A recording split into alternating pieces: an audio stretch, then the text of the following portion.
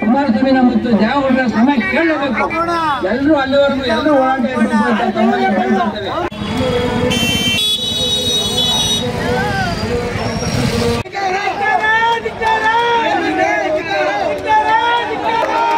ಅವನ್ನ ಕ್ಷಮೆ ಕೇಳುವುದಿಲ್ಲ, ಮಂತ್ರಿ ಮಂಡಲದಿಂದ ಕೈ ಬಿಡಬೇಕು. ಅಲ್ಲಿವರೆಗೂ ಹೋರಾಟ ಮುಂದುವರಿಸಬೇಕು. ಒಕ್ಕಲಿಗರು ಒಬ್ಬರೇ ಅಲ್ಲ, ಕಪ್ಪು ಯಾರು ಕಪ್ಪುಗಿರ್ತಾರೆ ಅವರೆಲ್ಲರನ್ನು ನಿಲ್ಲಿಸುವಂತ ಕೆಲಸವನ್ನ ಮಾಡಿದ್ದಾರೆ. ಅವರು ಒಳಭೋಗವನ್ನು ಮಾಡಿದ್ದಾರೆ. ಕಾಂಗ್ರೆಸ್ ಪಕ್ಷಕ್ಕೆ ನೈತಿಕ ಹಕ್ಕು ಏನಾದರೂ ಇದ್ರೆ ಕೂಡಲೇ ಜಮೀರ್ ಅಹಮದ್ ಅವರ ರಾಜೀನಾಮೆಯನ್ನು ಕೊಡಬೇಕು. ಇಡೀ ರಾಜ್ಯದ ಜನರಿಂದ ಕ್ಷಮೆ ಕೊಡಬೇಕು ರಾಜ್ಯ ಸರ್ಕಾರ.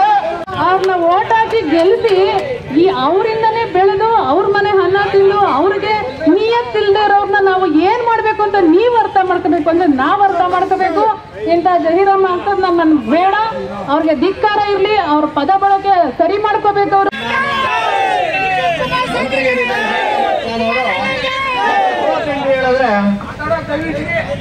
ವೋಟ್ ಅಂತ ಹೇಳಿದ್ರೆ ಅದು ತುಂಬಾ ಸಣ್ಣ ನಂಬರ್ ಅಂತ ಭಾವಿಸ್ತೀನಿ. ಇವರೊಬ್ಬ ನಾಳೆ ಬಸ್ ಮಾಡಿಕೊಂಡು ಕೀವಣಿ ಬಂದು ಹಾಕೊಂಡು ಬಸ್ ಓಡಿಸ್ಕೊಂಡು ನಾಳೆ ಕಾಸು ಮಾಡ್ತಿದ್ದು ಅಂತ ಕರ್ಕೊಂಡು ಬಂದು ವಿಧಾನಸೌಧ ಮೆಟ್ಲೆತ್ತಕ್ಕೆ ಬಿಡೋದನ್ನ ಕುಮಾರಸ್ವಾಮಿ ಮತ್ತೆ ನಮ್ಮ ದೇವೇಗೌಡರು ದೊಡ್ಡ ಮನಸ್ಸಿಂದ ಇವನ್ನ ಕರ್ಕೊಬಂದು ಚಾಮರಾಜಪೇಟೆ MLA ಟಿಕೆಟ್ ಕೊಟ್ಟು ದೇವೇಗೌಡರು ಪಂಚಾಯತ್ ಕಟ್ಟಿ ಬೀದಿ ಬೀದಿ ತಿರುಗಿ ಈ ಲೋಕರ್ ಮಗನ್ ಗೆಲ್ಸಿದ್ರು. ಇವತ್ತು ಖರೀದಿ ಅಂತ ದೇವೇಗೌಡರು ಕುಮಾರಸ್ವಾಮಿ ಅವರು ಅಂತಾನೆ. ಇವ್ನ ಮುಖನ ಇವ್ನು ಕರೆಕ್ಟಾಗಿ ಕನ್ನಡಿ ನೋಡ್ಕೊಂಡ್ಬಿಟ್ರೆ ಒಂಡ್ರ ಕಪ್ಪೆ ಇದ್ದಂಗಿದ್ದಾನೆ. ಕಪ್ಪೆ ಎಲ್ಲ ಒಂಡ್ರ ಕಪ್ಪೆ ಇದ್ದಂಗಿದ್ದಾನೆ ಖರೀದಿ ಅಂತ ದೇವೇಗೌಡರನ್ನ ಕೊಟ್ಕತ್ತಾನಂತೆ. ದೇವೇಗೌಡರನ್ನ ಎಕಡೆನೂ ತಗೊಳಕ್ಕೆ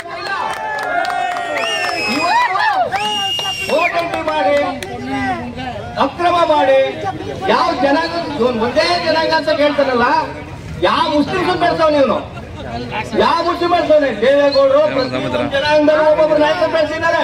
ಇವರು ಅವ್ರು ಹಾಕಿರೋ ಭಿಕ್ಷೆಯಲ್ಲಿ ಒಬ್ಬ ತೀರ್ನಾಗಿರ್ಬೋದು. ಯಾವತ್ತಾದ್ರೂ ಸರಿ ಮುಖ್ಯಮಂತ್ರಿ ಆಗಕ್ಕಾಗುತ್ತಾ? ಪ್ರಧಾನಮಂತ್ರಿ ಆಗುತ್ತಾ? ಇವನಿಗೆ ನಿಯತ್ ಬೇಡವೇನ್ರಿ? ಬೆಳೆದ ದೇವೇಗೌಡರ ಮನೆಯಲ್ಲಿ